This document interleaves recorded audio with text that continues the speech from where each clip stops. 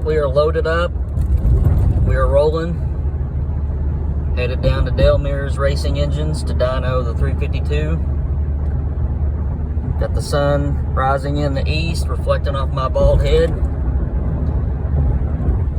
We got my little buddy in the back here. I don't know if you can see him in the rear view. That is my 352. It's nice to have a dyno mule. You don't really learn a lot unless you do a lot of dyno testing.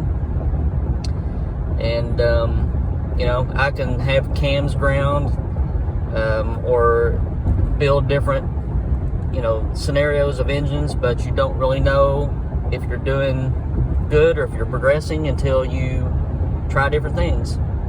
And the cam thing is especially important because, you know, I can send a cam out and I'm sure the customer would be pleased, but we're always looking for ways to make a little bit more horsepower and, you know, not necessarily give up you know, street ability on a street engine or anything like that. So we do a lot of testing, and you know, if you're going to pay money for a custom cam, you might as well get all the power that you can get out of it.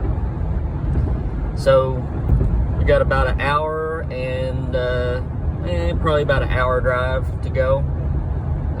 Dale Mears Racing Engines is in Buffalo, Kentucky, and I think I mentioned in previous videos, he's also an engine builder, specializes in a lot of round track stuff, dirt track stuff.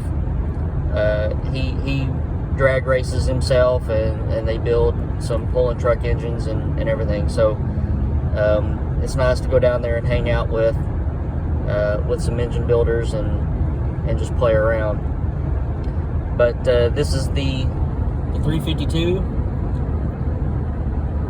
and it currently is a 4040 bore size with a 3.5 inch stroke.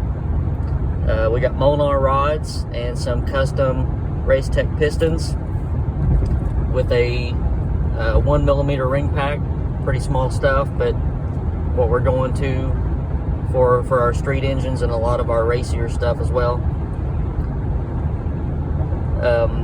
10, I think it's around 10 1/4 compression. I had the heads ported a couple of months back, and chamber volume opened up just a little bit, and it dropped our compression ratio about a point. Not a point, a tenth of a point. Joe Crane ported the heads, and he also ported the police interceptor intake that's on it. It's got a custom solid roller camshaft with some T&D street rockers, and we're also trying out some ways of keeping those rocker arms from fretting on the cylinder heads. That's what we ran into last time. This thing's using about 680 pounds of open spring pressure, and at about 7,000 RPM, you can get a little flex in some parts. Typically when we do solid roller engines, we always do the T&D race rockers, which is a paired rocker, and it uses a common bar that is held down by the head fasteners, so you don't get any movement whatsoever. But on this engine, you know, I just wanted to try some things out that would be beneficial to guys who are more on a budget, or somebody that's, you know, got a set of tunnel port heads that they don't want to cut for the race rocker setup. And we're trying some things out with these rockers. We've got some bushings that locate the stands onto the stud a little bit tighter, and, you know, there's no movement, there's no flex in the rocker arm system now. So we're going to give that a shot, see what happens. But all in all, here in 2 or 3 hours, we'll have some results.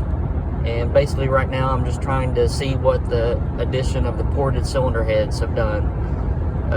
Before we were at about 240 CFM on the intake side. These are C6 AER heads. They have 5/16 stem, stainless valves, I think 208 and 1.6, and we had the heads ported and gained almost 50 CFM. So we're hoping to see a noticeable change in the horsepower. So give my little buddy a thumbs up here. We're gonna thrash on him pretty hard here in a few hours, and I'll post up some pictures and some videos and some results. All right, get back with you in a few hours.